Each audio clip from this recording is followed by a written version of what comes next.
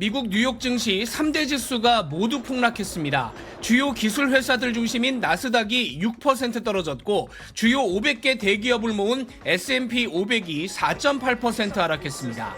30개 주요 회사만 모아서 가장 변동이 적은 다우 지수까지 4% 추락하면서 뉴욕 증시 전체 시가총액에서 4천조 원이 하루 만에 사라졌습니다. 수입을 많이 하는 회사들 타격이 두드러졌습니다. 아이폰 중에 90%를 중국에서 만드는 애플 주가가 9.2% 떨어졌고 가전제품 판매 1위 업체인 베스트바이 주가도 17% 떨어졌습니다. 나이키가 14%, 갭이 20% 폭락하는 등 중국을 피해서 베트남 같은 동남아의 공장을 늘려왔던 의류와 스포츠용품 회사 주식도 내려앉았습니다. 1, 2달러짜리 서민용 저가 수입품을 주로 파는 이 달러트리 주식이 13%, 파이브빌로우 주식은 27% 폭락하면서 관세 충격이 서민들에게 집중될 거란 우려를 키웠습니다. 트럼프 대통령은 결국은 주가가 오를 거라고 주장했습니다. The markets are going to boom, the stock is going to boom, the country is going to boom, and the rest of the world wants to see is there any way they can make a deal? 하지만 경기 침체가 올 거란 우려는 갈수록 커지고 있습니다. 침체가 오면 에너지 수요가 줄어들 거란 관측 속에 미국산 원유 선물 가격은 6.6% 떨어졌습니다.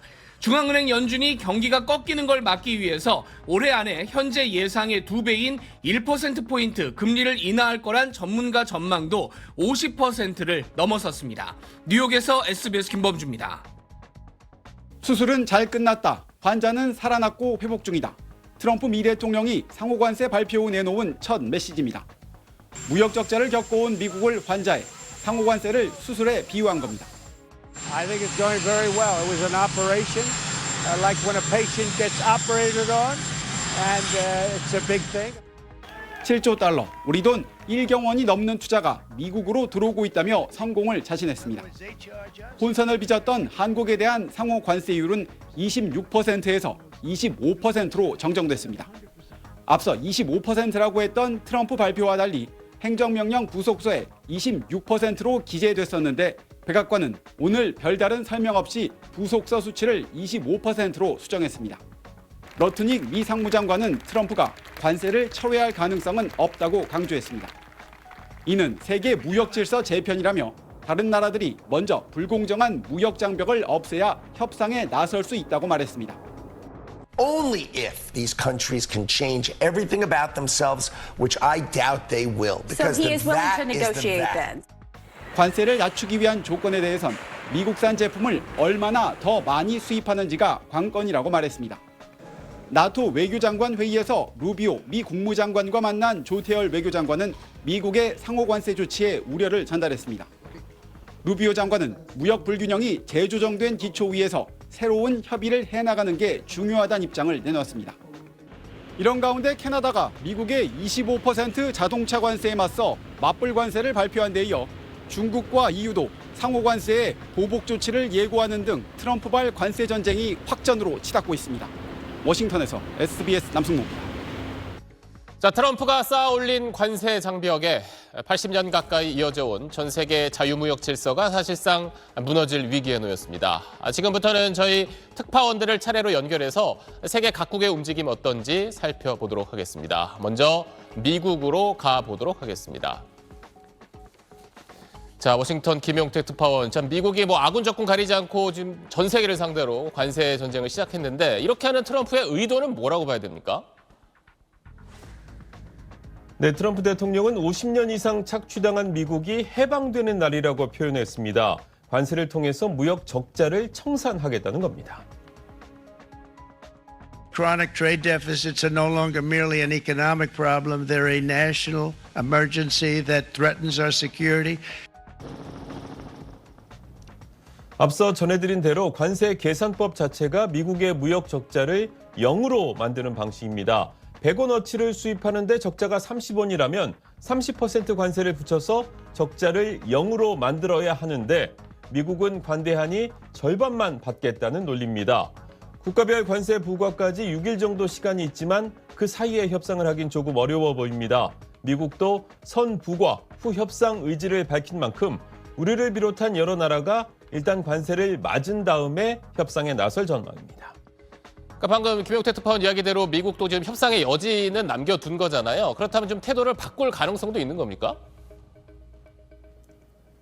미국이 오늘 발표된 관세로 연간 800조 원 이상을 얻게 될 것이란 추정도 나왔습니다만 관건은 향후 세계 경제 그리고 미국 경제 흐름이 될 것 같습니다.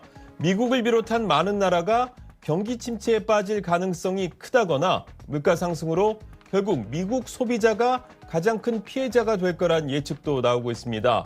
미국 상원에선 캐나다에 대한 관세 부과 철회 결의안이 통과되기도 했는데 관세 정책에 대한 미국인의 지지가 흔들린다면 트럼프의 관세 강경 노선에 변화가 생길 것이다. 이런 전망도 나오고 있습니다. 지금까지 워싱턴이었습니다.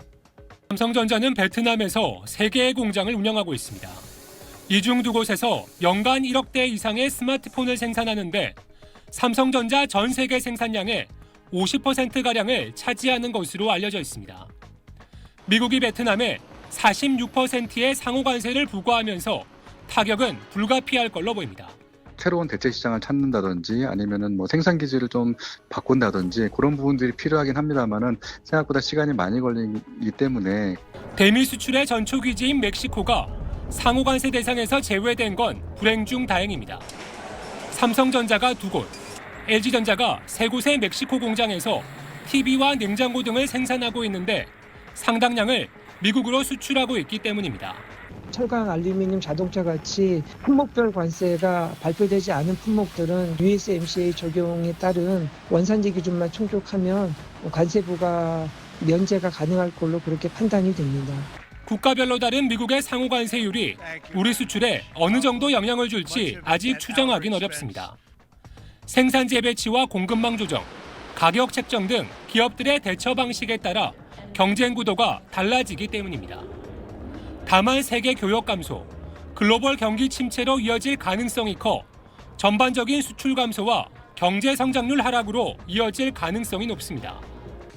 특히 생산재 배치 등 대응수단이 마땅치 않은 중소기업들은 구체적인 정보 파악에도 어려움을 갖고 있습니다.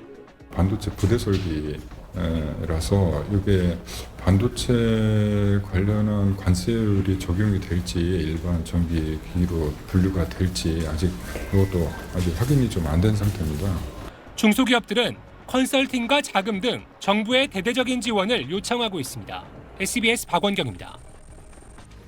아침 7시 한덕수 대통령 권한대행 주재 긴급 경제안보 전략 TF회의를 시작으로 경제 통상 관련 부처는 온종일 대책회의로 분주했습니다.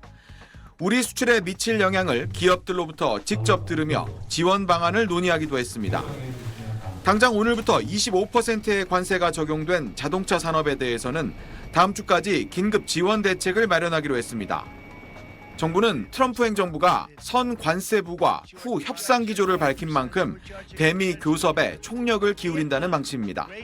즉시 통상교섭본부장의 방미를 추진하는 등 각 급에서 긴밀한 대미 협의를 추진한 한미 FTA 체결로 인한 무관세 효과가 무의미해진 상황에서 협상을 통해 기본 관세 10%에 더해진 16%의 상호 관세를 최대한 낮추는 게 급선무입니다.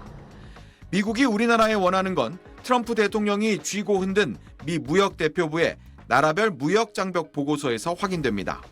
수입 소고기 원령 제한, 자동차 배출가스 규제, 플랫폼 독과점 규제와 인터넷 망 사용료 문제, 원전에 대한 외국인 소유 금지 등 다양한 분야의 법과 정책을 문제 삼고 있습니다.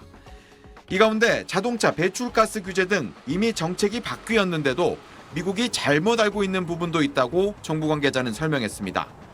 이런 오해부터 바로잡고 조선, 반도체, 에너지 등 미국이 필요로 하는 분야의 협력을 협상 카드로 활용할 필요가 있습니다.